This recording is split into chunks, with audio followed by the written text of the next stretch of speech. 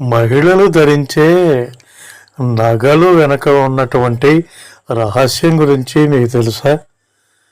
వడ్రాణం ధరిస్తే గర్భకోశము కదిలి లోపల ఉన్న శిశువు వికారంగా జన్మించకుండా చేస్తుంది. అదేవిధంగా బంగారాన్ని అనేక మార్గాల ద్వారా ఆహారంగా తీసుకుంటే ఎంతో ఫలితం ఉంటుంది.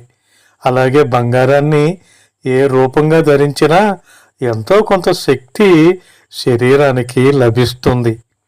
ముక్కర ధరించటం వల్ల మాట్లాడేటప్పుడు పై పెదవికి తగిలి వీలైనంత తక్కువ మాట్లాడమని సూచిస్తుంది.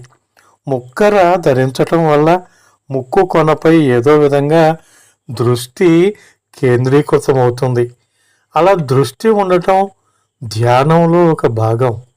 అలాగే భార్యాభర్తలు కలుసుకున్న సమయాల్లో స్త్రీ వదిలిన గాలి పురుషునికి అనారోగ్యాన్ని తెచ్చిపెడుతుంది. అలాంటి చెడు శ్వాస కలిగిన గాలిని బంగారు ముక్కర పవిత్రం చేస్తుంది. ఇక కాలికి మెట్టెలు ధరిస్తే గర్భకోశంలో ఉన్న నరాలకు కాలివేళల్లో ఉన్న నరాలకు సంబంధం ఉంది. దీంతో పాటు స్త్రీ కామాన్ని అదుపులో ఉంచుకోవాలంటే కాలి వేలికి రాపిడి ఉండాలి. నేలను తాకరాదు. కామాన్ని పెంచే నరాలు కుడికాలి వేళల్లో ఉన్నాయి. చంద్రవంక ధరిస్తే శిరోమధ్య ప్రదేశంలో ఈ చంద్రవంకను ధరిస్తారు. ఆ ప్రాంతం నుంచే మన జీవనాధారమైన ప్రాణవాయువు బ్రహ్మరంధ్రం నుంచి హృదయంలోకి ప్రవేశించటం జరుగుతుంది. అందుకే ఆ భాగాన్ని కప్పి ఉంచుతారు. కంఠానికి వేసుకునే హారాల గురించి చెప్పుకుంటే హృదయంలో పరమాత్ముడు ఉన్నాడు.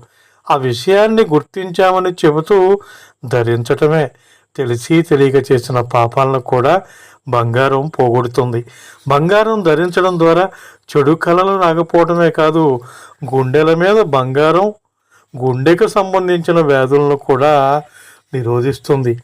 అలంకారానికి పెట్టుకునే వస్తువులే అవసరానికి ఆదుకుంటాయి. పూర్వం రాజులు చక్రవర్తులు అతి సన్నని బంగారు రేకులు చేయించుకుని వేడి అన్నం మీద వేసేవారు. వెంటనే బంగారు రేకు కరిగి అన్నంలో కలిసిపోయేది. అలా వారు బంగారాన్ని ఆహారంగా తీసుకునేవారు. బంగారానికి ఉన్న విలువ తెలిసింది కదా.